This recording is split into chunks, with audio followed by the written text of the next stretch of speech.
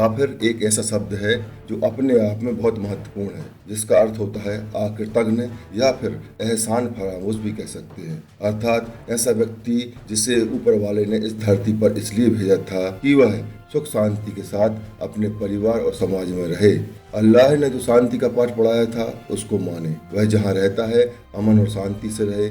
उस अल्लाह के प्रति सदैव शुक्रगुजार रहे कि उसने तुझे एक श्रेष्ठ और अक्लमंद मनुष्य बनाया है, तुझे अच्छा शरीर, अच्छा परिवार तथा भोजन पानी के अच्छे अवसर दिए हैं। इसलिए तू अल्लाह का शुक्रगुजार रहे, उसे सजदा करता रहे और दुआ करे कि उसने तुझे श्रेष्ठ जीवन दिया है। खुद अल्लाह का हुक्म मानकर अमन से रहे और दूसरों को अमन से रहने दे। शैतान बनकर काफिर मत बन, मगर अनपढ़ गंवार मौलाना और मौलवी स्वयं शैतान बनकर काफिर हो गए और फिर अपने शागिर्दों को भी काफिर बना दिया। एक शैतान हजार और लाखों शागिर्दों को शैतान बना देता है।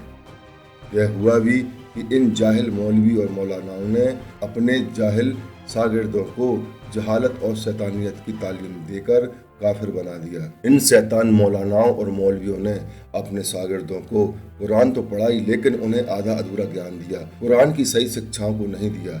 जहां अनसुलझे शब्दों और वाक्यों को सही तरह से समझाने की जरूरत थी, वहां पर उनकी गलत तरीके से व्याख्या करके शैतानियत का काम किया और न केवल भारत बल्कि पूरी दुनिया में अपने शागिर्द शैतानों को फैला दिया, जो न केवल अल्लाह के हुक्म की नाफरमानी करते हैं, खुद मरते हैं और दूसरों को मारकर दुख देते हैं। जो अल्लाह की हुक्म फरमानी करेगा अर्थात खुदा की नेक सलाहियतों को नहीं मानेगा, वह काफिर माना जाएगा। यह सिद्ध भी हो चुका है कि ओसामा बिन लादेन हो या फिर आईसिस का बगदादी हो, इन लोगों ने शैतानियत का काम किया और काफिर बनकर अल्लाह के हुक्म की नाफरमानी की और अमेरिका के द्वारा कुत्ते की मौत मारे गए। न केवल बल्कि इनके साथ इनके शागिर्द भी कुत्ते की मौत मारे गए या फिर कुत्ते की मौत मारने के लिए जेलों में डले हुए हैं। इस समय हिंदुस्तान में भी ऐसी शैतानियत करने वाले कुछ काफिर मुल्ला मौलवी और उनके शागिर्द आतंक फैलाने लगे हैं। ये सोच रहे हैं कि हिंदुस्तान में इस तरह से आतंक फैलाकर सबको भयभीत कर देंगे,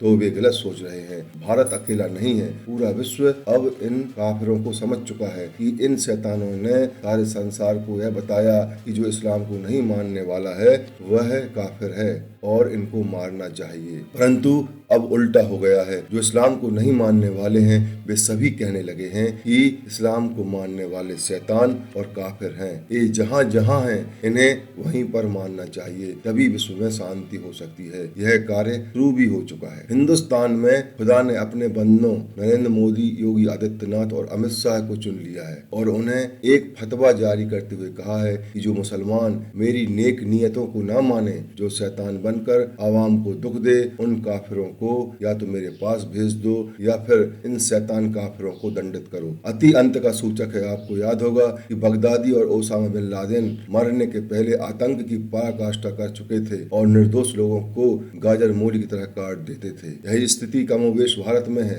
इस्लाम धर्म में जो काफिर हैं वे अति पर उतारू हो गए हैं। आए दिन पुलिस बल पर, तो कभी डॉक्टर्स पर, तो कभी सेवा कर्मियों पर और निर्दोष जनता पर पत्थरबाजी करते, दंगा फसाद करते और हत्या कर देते हैं। इसलिए अब निश्चित हो चुका है कि खुदा के भेजे हुए बंदे नरेंद्र मोदी, अमित शाह और योगी आदित्यनाथ इन काफिरों का हिंदुस्तान में अंत करेंगे। आज के लिए इतना ही। जय हिंद, जय भारत।